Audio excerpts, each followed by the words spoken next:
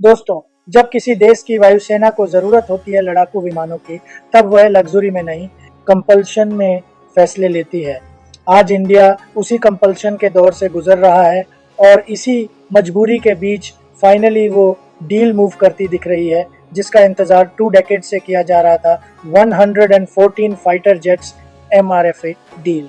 यह कोई normal defence purchase नहीं है। यह डील इंडिया की एयर पावर सर्वाइवल से जुड़ी हुई है। सवाल सिर्फ इतना नहीं है कि रफाल क्यों, सवाल यह है कि इतनी महंगी डील के बावजूद इंडिया के पास और ऑप्शन क्या बचता है, और अगर ऑप्शन नहीं बचता तो यह फेलियर किसका है, गवर्नमेंट का, सिस्टम का, या डेकेड से चल रही इंस्टीट्यूशनल इनर्शिया का। आज की ये वीडियो हेडलाइन नहीं पड़ेगी, आज की वीडियो आपको हार्ड ट्रूथ बताएगी, इसलिए अंत तक जरूर देखिएगा। सबसे पहले फैक्ट्स क्लियर करते हैं। डिफेंस मिनिस्ट्री के पास ऑफिशियली MRFA प्रपोजल पहुंच चुका है और ANI जैसे क्रेडिबल सोर्सेज ने कंफर्म किया है कि फ्रांस के साथ 114 रफाल फाइटर जेट्स को लेकर डिस्कशन फाइनल स्टेज में है। डील वैल्यू एस्टिमेट्स कर रही है लगभग 35 to 40 बिलियन डॉलर्स, यानी करीब 3,25,000 करोड़ रुपीस। यह इंडिया की हिस्ट्री की सबसे बड़ी डिफेंस डील बनने जा रही है। अब यहीं से शॉक शुरू होता है। डसॉल्ट एविएशन जो रफाल बनाती है, उसकी टोटल मार्केट वैल्यूएशन लगभग 26 बिलियन डॉलर्स के आसपास है। यानी थियोरेटिकली अगर किसी के पास उतने पैसे हों तो वह पूरी कंपनी खरीद सकता है, लेकिन इंडिया उसी कंपनी से 36 बिलियन डॉलर्स के फाइटर जेट्स खरीद रहा है। यह कंपैरिजन इसीलिए ज़रूरी है ताकि आपको डील की स्केल समझ में आए। इस डील के तहत प्लान ये है कि करीब 12 to 18 एयरक्राफ्ट सीधे फ्रांस से फ्लाई अवे कंडीशन में आएंगे, फुली बिल्ट, इमीडिएटली ऑपरेशनल। बाकी एयरक्राफ्ट इंडिया में असेंबल होंगे, लेकिन यहाँ सबसे अनकंफर्टेबल सच छिपा है। इंडिजिनाइजेशन सिर्फ 30%, मतलब मेजोरिटी मैन्युफैक्चरिंग फ्रांस में ही होगी। इंडिया में पार्ट्स आएंगे, असेंबल होंगे, कुछ इंडियन कंपोनेंट्स जुड़ेंगे और इसे मेक इन इंडिया कहा जाएगा। डिफेंस डील्स में नॉर्मली 50 to 60% लोकलाइजेशन की बात होती है, लेकिन रफाल जैसे अल्ट्रा एडवांस प्लेटफॉर्म के केस में इंडिया ने फ्लेक्सिबिलिटी दिखाई है, क्योंकि टाइम लग्जरी नहीं है। अब सोर्स कोड की बात करते हैं, क्योंकि यही सबसे बड़ा मिथ है। फ्रांस ने साफ कर दिया है, आप 100, 200 या 250 रफेल खरीद लो, सोर्स कोड नहीं मिलेगा। इसका प्रैक्टिकल मतलब समझिए। इंडिया रफेल पर अपनी मिसाइल्स फ्रीली इंटीग्रेट नहीं कर सकता। ब्राह्मोस जैसी सिस्टम्स थियोरेटिकली पॉसिबल नहीं है। कोर सॉफ्टवेयर, मिशन लॉजिक और डीप इंटीग्रेशन फ्रांस के कंट्रोल में रहेगा। यह इंटरनेशनल आर्म्स ट्रेड में कॉमन है, लेकिन कॉस्ट के हिसाब से सवाल उठना नेचुरल है। अब कई लोग कंपेयर करते हैं, F-35 सिर्फ 150 मिलियन में मिल जाता है, फिर रफेल 300 मिलियन से ज्यादा का क्यों? कंपैरिजन वैलिड लगता है, लेकिन कंटेक्स्ट अलग है। अमेरिका का F-35 एक क्लोज्ड इकोसिस्टम है, technology transfer almost zero, operational sovereignty limited, political leverage high. India ऐसे सिस्टम में खुद को लॉक नहीं करना चाहता, खासकर तब जब अमेरिकन फॉरेन पॉलिसी ट्रांजैक्शनल और प्रेशर ड्रिवन हो। रशिया का option Su-57 technically 5th generation है, लेकिन कॉम्बैट प्रूवन नहीं। इंजन अभी अपग्रेड फेज में है, लिमिटेड इंडक्शन हुई है और रशिया खुद वॉर में फंसा है। Supply chain reliability already question mark है। S-400 डिलीवरीज इसका एग्जांपल है।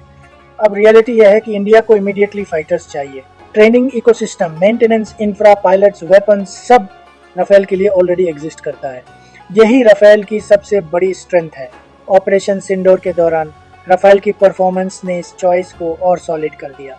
स्पेक्ट्रा इलेक्ट्रॉनिक वॉरफेयर सिस्टम ने चाइनीज PL-15 मिसाइल्स को इफेक्टिवली काउंटर किया। यह सिर्फ क्लेम नहीं, बैटलफील्ड लर्निंग है। मॉडर्न वॉर्स में सिर्फ स्टेल्थ नहीं, सेंसर फ्यूजन, डेटा लिंक्स और EW डोमिनेंस मैटर करते हैं, और रफाल यहाँ हेड है। अब कॉस्ट एस्केलेशन की बात। 2016 में जब 36 रफेल खरीदे गए थे, तब भी डील एक्सपेंसिव कही गई थी। तब लॉजिक दिया गया, infrastructure buildup, training, spares, weapons, initial setup, first batch हमेशा कॉस्टली होता है। लेकिन अब 9 इयर्स बाद same aircraft 300 million dollars per unit cross कर चुका है। फ्रांस का जस्टिफिकेशन ये है, global inflation, semiconductor shortage, rare earth supply constraints, logistics cost सब बड़ा है।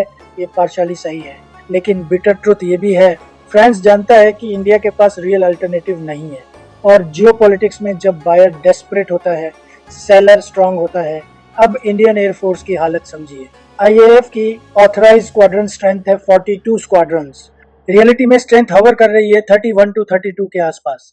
बाय 2027 जैगुआर्स रिटायर होंगे एयरक्राफ्ट जो 1980s के हैं और 2005 में रिटायर होने चाहिए थे। पाकिस्तान के साथ न्यूमेरिकल पैरिटी की स्थिति बन सकती है और यह इंडिया जैसे कंट्री के लिए अनएक्सेप्टेबल है।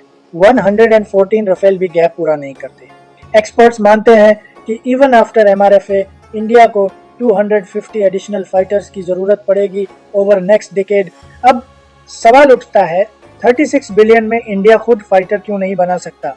थियोरेटिकली हाँ, प्रैक्टिकली ग्राउंड रियलिटी अलग है। हेल पिछले 2 डेकेड से Su-30 MKI असेंबल कर रहा है, लेकिन इतने सालों में भी फुल रिवर्स इंजीनियरिंग नहीं हो पाई। प्राइवेट सेक्टर एफिशिएंसी और अकाउंटेबिलिटी की कमी ने इंडिजिनस स्पेस स्लो रखी है। ये हार्श लगता है, लेकिन डिफेंस प्रिपेयर्डनेस हार्श ट्रूथ्स पर ही सरवाइव करती है। इसलिए राफेल डील कोई प्राइड डिसीजन नहीं है, ये डैमेज कंट्रोल डिसीजन है।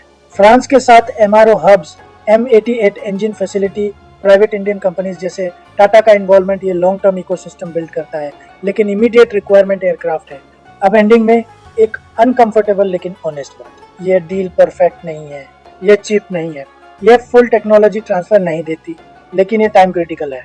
फ्यूचर में इंडिया को AMCA तेजस मार्क 2 प्राइवेट डिफेंस मैन्युफैक्चरिंग को एग्रेसिवली पुश करना ही होगा, अदरवाइज राफेल जैसे परचेसेस रिपीट होते रहेंगे। अब सवाल आपसे है, क्या इंडियन एयरफोर्स का राफेल चॉइस सही है गिवन करंट रियलिटी, या इंडिया को रिस्क लेकर अल्टरनेटिव पाथ लेना चाहिए था? कमेंट बॉक्स में अपनी राय लिखिए। और अगर आप डिफेंस मैटर्स को इमोशनल स्लोगन्स नहीं, स्ट्रेटेजिक रियलिटी के लेंस से समझना चाहते हैं तो चैनल को सब्सक्राइब कीजिए, बेल आइकन दबाइए।